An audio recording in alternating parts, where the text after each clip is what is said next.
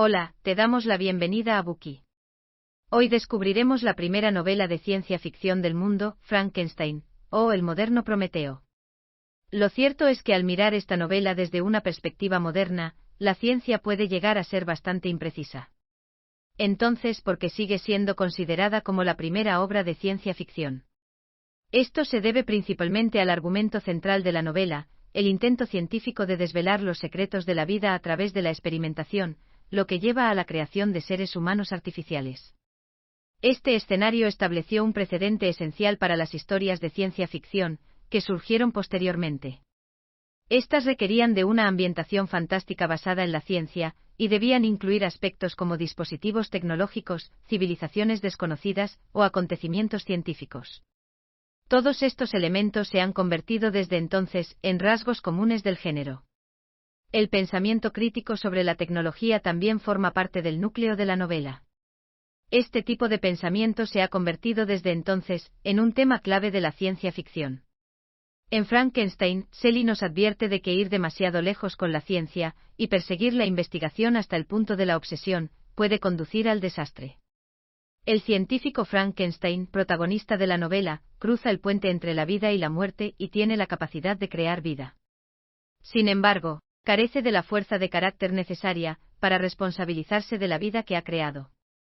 El mensaje es que cuando no se controla, sin limitaciones ni consideraciones éticas y morales, la tecnología puede acabar convirtiéndose en una cuchilla afilada, que perjudica tanto al científico como a la humanidad en general. Frankenstein es, por supuesto, más una profecía que una parábola. La evolución científica y tecnológica es la preocupación de Mary Shelley. La autora reflexiona sobre el desarrollo de la ciencia, y sobre la tensión entre la capacidad tecnológica y la integridad moral del ser humano. Incluso después de 200 años, sus observaciones siguen siendo una advertencia. La historia tiene un encanto atemporal y se merece una lectura frecuente. Consideraremos el impacto de la novela desde 3 puntos de vista. Primera parte, la trama. Segunda parte, las características artísticas de la novela. Tercera parte, la complejidad temática del libro. Primera parte, la trama. La novela comienza con el relato de las hazañas de Robert Walton, un explorador del Ártico. Sus aventuras se le presentan al lector en forma de 4 cartas. Por las cartas sabemos que este joven anhela la compañía, y está decidido a conquistar el desierto, incluso con el riesgo de perder la vida. En las 3 primeras cartas descubrimos que el viaje de Walton se desarrolla de acuerdo a lo planeado. Pero en la 4ª carta, la adversidad dificulta la marcha de la aventura, cuando Walton y su tripulación quedan atrapados a causa del hielo flotante. Tienen que quedarse donde están, a la espera de que el hielo se derrita y se rompa. A eso de las 2 de la tarde la niebla se despeja, y la tripulación puede ver a los perros, que tiran de los trineos hacia el norte sobre el hielo, a unos 800 metros de distancia. El hombre que conduce el trineo atrae la atención de la tripulación. La forma de esta figura es humanoide, pero es extraordinariamente alta. Para la tripulación parece más un monstruo que una persona normal. Los marineros se sorprenden. No pierden de vista los movimientos del monstruo. Mientras el barco siga atrapado en el hielo, les es imposible localizarlo. A la mañana siguiente el cielo se torna gris. Ven llegar un segundo trineo. Esta vez un hombre común es el conductor. Finalmente este se desliza hasta el barco sobre el hielo. Este pobre hombre está sumamente débil, agotado, y casi congelado. Cuando se entera de que el barco se dirige al Polo Norte, acepta subir a bordo. Tras pasar un tiempo juntos, Walton se gana poco a poco la confianza del desconocido. Luego, mientras los 2 hombres hablan de exploraciones, de repente, es cuando Walton comparte su deseo de domar la naturaleza a toda costa. Su invitado, al oírlo, pone su cara entre las manos y solloza. Después de una larga pausa, pregunta: «Hombre infeliz, ¿compartes mi locura?». Para evitar que Walton siga sus propios pasos desastrosos, el invitado accede a contarle sus propias experiencias, una historia tan extraña y aterradora como una tormenta. En ese momento del libro, la narración pasa de Walton a este extraño, cuyo nombre es Víctor Frankenstein. Frankenstein proviene de una célebre familia de Ginebra. Sus padres son bondadosos. Adoptan a una huérfana llamada Elizabeth, además de criar a Frankenstein y a sus dos hermanos. Los niños se refieren a Elizabeth como su prima.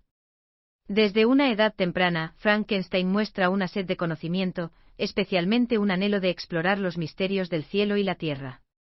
Por naturaleza es una persona solitaria, pero tiene un amigo íntimo, Henry Clevel. Clevel es aventurero, generoso, amable, orgulloso y bondadoso. Con una familia que le apoya y un buen amigo, naturalmente, Frankenstein disfruta de una infancia feliz. Pero un solo paso en falso lo lleva a la desgracia. A los 13 años, Frankenstein realiza un viaje con sus padres. Durante esta visita conoce las obras de Cornelius Egripe, un místico alemán, y se interesa por las ciencias y fenómenos antiguos como la piedra filosofal, el elixir de la vida y los métodos para invocar fantasmas o demonios. A partir de ese entonces, sin dudarlo, se convierte en un fiel creyente de las artes oscuras. A los 17 años, su madre muere. Más tarde, Frankenstein se marcha a estudiar a la Universidad de Ingolstadt, en Alemania.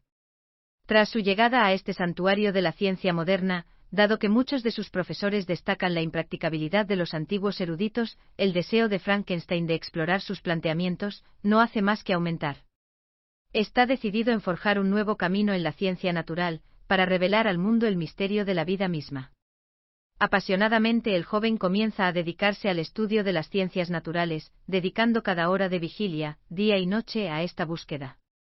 Con su particular interés por el origen de la vida, se olvida de comer, y descuida el descanso. Se pasa los días y las noches en tumbas y morgues. Observa cómo se descompone la carne, estudia cómo los gusanos devoran los cerebros, examina la vida, y analiza las causas y los detalles de la muerte. Su investigación frenética continúa, hasta que un día, un relámpago traspasa la oscuridad de sus pensamientos, desprendiendo la niebla que había estado rondando su mente. Gracias a ese relámpago, Frankenstein aprende el secreto para devolver la vida a los muertos. En su entusiasmo, olvida su moralidad. Visita obsesivamente tumbas y sepulturas, recoge huesos y tortura animales. Es incapaz de dejar de hacer estas crueldades. Finalmente, a la 1 de la tarde de una noche sombría, mientras la lluvia golpea las ventanas, y las velas moribundas parpadean, el cuerpo que había fabricado con varias partes de otros cuerpos abre los ojos. ¿Qué clase de vida es esta? La figura es alta, de unos 2 metros. La piel amarilla del monstruo apenas cubre los músculos y los vasos sanguíneos que hay debajo. Los ojos, de un amarillo pálido y opaco, están insertados en un rostro marchito. Los labios negros y rígidos son fantasmales y espantosos. Frankenstein se siente aterrorizado y asqueado por lo que ha creado, y huye hacia la puerta. A la mañana siguiente, mientras un perturbado Frankenstein pasea por las calles, se encuentra por casualidad con su viejo amigo, Clevel, que ha venido a estudiar a la ciudad. Frankenstein lleva a su amigo a su casa, aunque teme que el monstruo aparezca de repente delante de él. Al descubrir que el monstruo ha escapado, para horror de su amigo, la ansiedad hace que Frankenstein se desmaye. Cuando vuelve a despertar, Frankenstein se encuentra internado en una habitación de hospital con fiebre nerviosa. Clevel cuida bien de su viejo amigo durante los meses que Frankenstein pasa en el hospital. Cuida a Frankenstein para que vuelva a la vida. Pero está claro que el entorno de Frankenstein se ha convertido en un campo de cultivo para el miedo. Le preocupa constantemente que el monstruo vuelva un día por él. Todos descubrirán que ha creado una abominación. Así que Frankenstein decide volver con su familia. Pero antes de que tenga tiempo de marcharse, se encuentra con una nueva desgracia. Su padre le escribe para informarle de que su hermano menor, William, ha sido estrangulado. Frankenstein regresa a casa a toda prisa, sumamente conmocionado.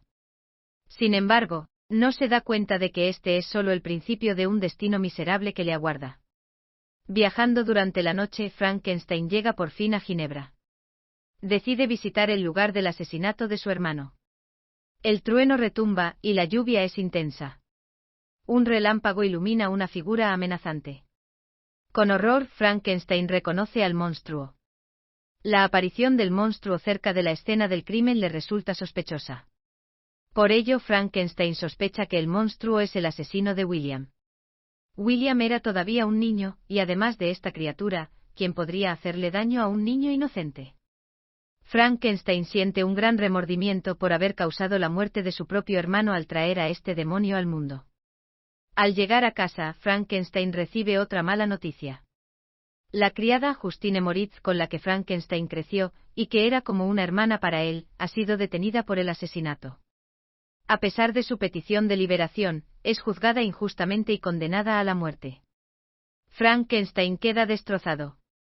Después de pensar en la muerte de sus seres queridos, se va al campo con la esperanza de encontrar la paz. Un día, cuando Frankenstein pasea por los Alpes, cerca de su casa, aparece de nuevo el monstruo. Frankenstein se acerca a la criatura, descargando su ira. El monstruo se muestra amargado, despectivo y despiadado. Protesta por la crueldad de Frankenstein hacia él, e implora a su creador que le permita defenderse. Entonces el narrador de la historia pasa de Frankenstein al monstruo que éste ha creado. Después de escapar del laboratorio, el monstruo se adentró en un bosque cercano. Allí se alimentó de bayas y sació su sed en un arroyo. Gritaba de miedo cuando caía la oscuridad por la noche y se alegraba al ver la luz de la luna. Pero pronto se agotaron los alimentos disponibles. Al salir del bosque, el monstruo llegó a un pequeño pueblo. Entró en una granja. Inmediatamente al ver al monstruo, el dueño gritó. En respuesta, otros aldeanos salieron corriendo de sus casas, y golpearon a la criatura con piedras. Al final, el monstruo huyó a una cabaña abandonada. Al menos había un techo sobre la cabeza del monstruo, así que estuvo contento durante un tiempo. Es entonces cuando el monstruo se da cuenta de la existencia de sus vecinos, un padre anciano y ciego y sus hijos. El monstruo nota su propia fealdad en comparación con la atractiva familia. Esto le hace sentirse triste y avergonzado. Envidia la cercanía de la familia, al ver que se cuidan día y noche. Anhela ser uno de ellos, ser amado y apoyado, no temido y atacado. Observando a sus vecinos en secreto, el monstruo aprende mucho. Por ejemplo, el monstruo deja de robarles la comida, cuando se da cuenta de que les hace sufrir. Incluso empieza a ayudarles en secreto cortando leña y limpiando la nieve. Cuando descubre que utilizan sonidos para comunicarse, aprende su lenguaje. Con sus queridos vecinos, aprende a alegrarse y a llorar. Adquiere sus admirables cualidades, y poco a poco se vuelve amable y de voz suave. Más tarde el monstruo aprende a leer y escribir con sus vecinos, y empieza a comprender los secretos de la sociedad humana. Sin embargo, cuanto más aprende, más sufre a causa de su deformada fealdad. Al escapar del laboratorio, el monstruo se lleva una prenda de vestir de Frankenstein. En su bolsillo encontró el diario de Frankenstein, un registro de su nacimiento. La conciencia de su origen empeora aún más su sufrimiento.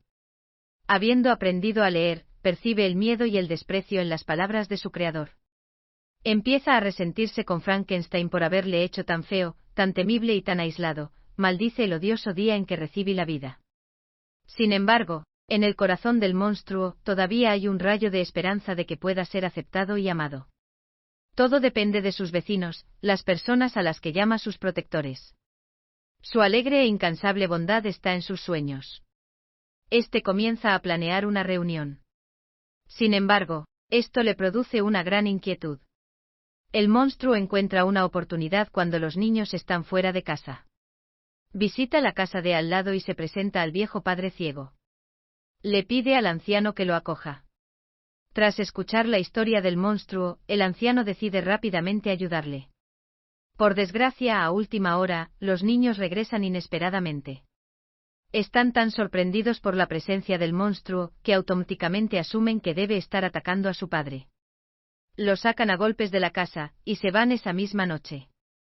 Desconsolado y abatido, el monstruo piensa en su creador, el único humano que tiene el deber de compadecerse de él, y arreglar las cosas. Así que decide ir hasta la dirección, que se indica en el diario de Frankenstein. En su viaje, el monstruo ve como una joven cae a un río de aguas turbulentas. Este se apresura a salvarla. Mientras lucha por ponerla a salvo, el acompañante de esta aparece con una pistola, y le dispara. Herido y dolorido, el monstruo se esconde en el bosque. Cuando se recupera de su herida, promete vengarse de la humanidad.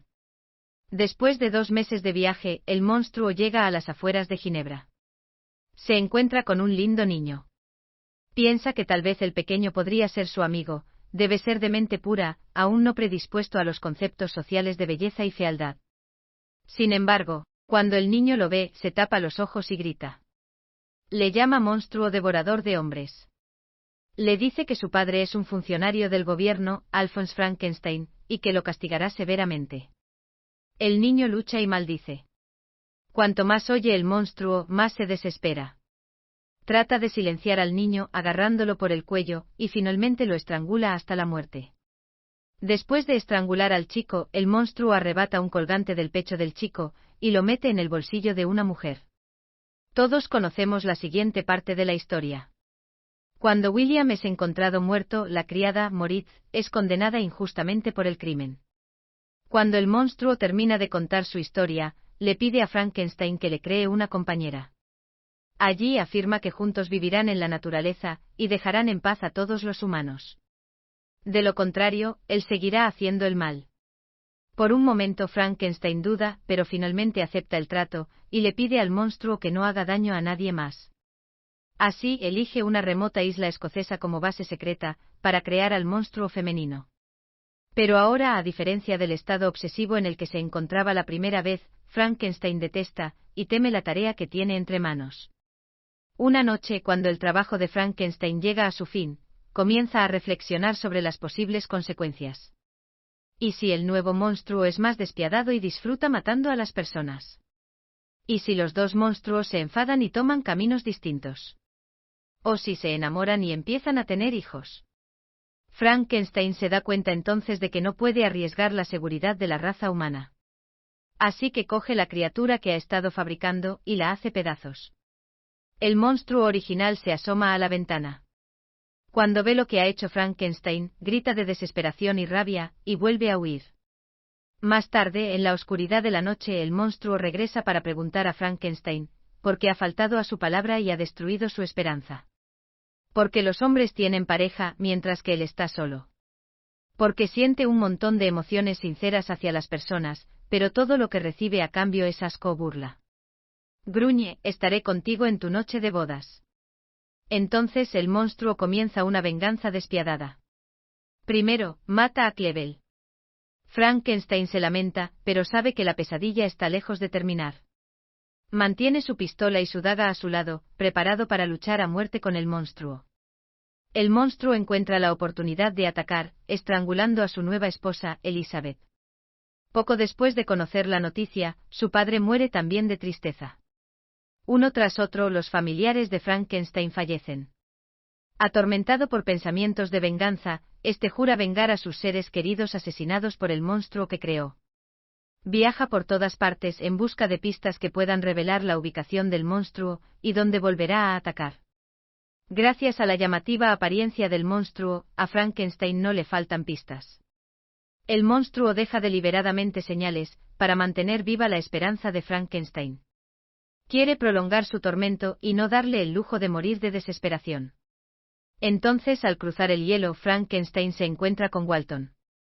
Es el 9 de septiembre, Frankenstein no puede seguir mucho más tiempo. Antes de morir, expresa su deseo de que Walton le ayude a terminar la tarea, que no ha podido llevar a cabo. Le pide a Walton que esté satisfecho con su logro, y que no sea ciegamente ambicioso como lo ha sido él. Con este mensaje cierra los ojos para siempre. Justo cuando Walton pone la pluma sobre el papel, para registrar la fantástica historia de Frankenstein, una figura inusualmente grande, desproporcionadamente tosca y torpe se acerca al ataúd, donde se ha depositado el cadáver de Frankenstein. El monstruo ha llegado, y emite un terrible lamento. La criatura relata su propia experiencia a Walton. Cuenta que no pudo controlar el impulso de la venganza. Su venganza es compulsiva, y se repite una y otra vez. A menudo se arrepiente de sus acciones, incluso mientras las realiza. Se describe a sí mismo como un ángel caído, aborreciéndose por sus pecados. Por ello, decide dirigirse al Polo Norte, donde quemará su repugnante cuerpo para lograr la paz de su alma. Cuando llega al final de su relato, mientras el barco se libera del hielo, y gira para volver a casa, el monstruo salta por la borda, y desaparece en la oscuridad de la noche. Gracias por escuchar. Compruebe el enlace de abajo para desbloquear el contenido completo.